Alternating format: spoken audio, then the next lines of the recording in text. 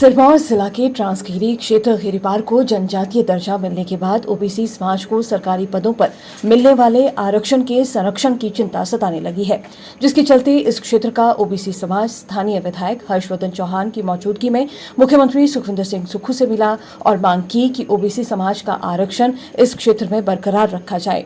वहीं ओबीसी समाज के सदस्यों ने जानकारी देते हुए बताया कि मुख्यमंत्री सुखविंदर सिंह सुक्खू ने उन्हें आश्वासन दिया है कि इस विषय को वे कानून विभाग में कर यथासंभव मदद करेंगे। गिरी क्षेत्र के हम ओबीसी समाज के लोग माननीय मुख्यमंत्री जी से मिले और हमने उनसे मांग रखी है कि जो जाति आधार पर ट्रांसगिरी क्षेत्र जनजाति किया गया है, जातियों को जनजाति किया गया है, उससे हमें कोई ऐतराज़ नहीं है।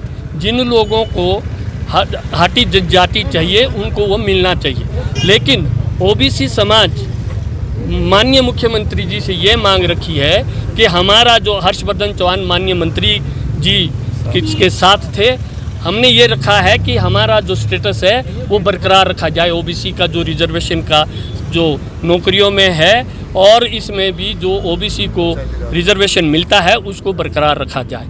और माननीय मुख्यमंत्री जी ने हमें आश्वासन दिया है कि हम इसको लीगल विभाग में भेज करके जो यथासंभव होगा हम आपकी मदद करेंगे। और हमें माननीय मुख्यमंत्री पर पूरा भरोसा है कि वो लगभग 60,000 जो हमारे ओबीसी ट्रांसगिरी में हैं उनके साथ न्याय किया जाए, क्योंकि हमारे को जब जनजाति इसमें डाला गया है तो ओबीसी समाज को नहीं पूछा गया, उसमें हमसे कोई भी राय नहीं ली गई है। और अब हम प्रदेश सरकार से ये मांग करते हैं कि जब भी इस पर निर्णय लिया जाए तो ओबीसी समाज की राय अवश्य इसमें ली जाए, ये हमारा कहना है सर। ये नुकसान है ओबीसी को कि प्रदेश में हमें जो सरकारी नौकरी है वो प्रदेश में हमारे को 18% रिजर्वेशन और केंद्र में 27% रिजर्वेशन मिलता है।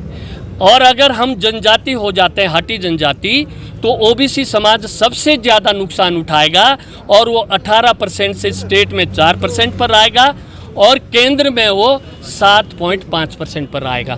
तो ये सबसे ज़्यादा जो अगर लॉस होगा इस कानून से वो ओबीसी समाज को होने जा रहा है। मतलब जो के हिसाब से दिया गया है, अगर क्षेत्र के हिसाब से होता तो हम सब साथ थे, क्योंकि क्षेत्र के लिए जो है हमारी लड़ाई सबकी इकट्ठी चली थी। लेकिन जब ये इसमें वो हुआ कि भाई ये जाति आधार पर होगा तो ओबीसी समाज के पूछे बगैर इसको उसमें डाल दिया गया। और कितनी जातियाँ इसमें? केवल एससी की 8-9 जातियाँ हैं जो पहले ही एक्सक्लूड की गई क्योंकि उन्होंने प्रोटेस्ट किए, विरोध किया। और ओबीसी समाज ने इसलिए विरोध नहीं किया कि उस समय ये कहा गया कि आपके दोनों जो राइट्स है वो बरकरार रखे जाएंगे, आपको प्रदेश में भी बरकरार रखा जाएगा, क्षेत्र होगा और क्षेत्र जो है जनजाति क्षेत्र होगा, जो कि नहीं हुआ।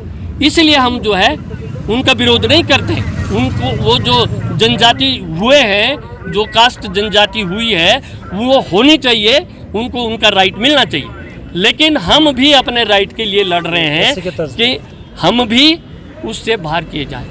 जैसे एससी को रखा है, क्या उस वक्त कोई बातचीत नहीं हुई? कुछ नहीं, ऐसा नहीं हुआ। ओबीसी समाज के किसी भी उसको नहीं पूछा गया, इसमें किसी को विश्वास में नहीं लिया गया, क्योंकि उसमें ये बोला गया, जो भी पब्लिक मीटिंग हुई या पूर्व सीएम जी थे उन्होंने ये कहा कि आपके जो है दोनों राइट्स बरकरार रहेंगे, उधर आपको एसटी का भी वो मिलेगा और स्टेट में आपको ओबीसी दिया जाएगा, क्षेत्र करेंगे। लेकिन जो अब हम वो देख रहे हैं तो उसमें हमें लगता है कि ये हमारे साथ कहीं धोखा हो रहा है। इसलिए हम स्टेट गवर्नमेंट से ये मांग करते हैं कि जो ये धोखा हमारे साथ हुआ है इसके आप न्याय करें और हमें न्याय दें।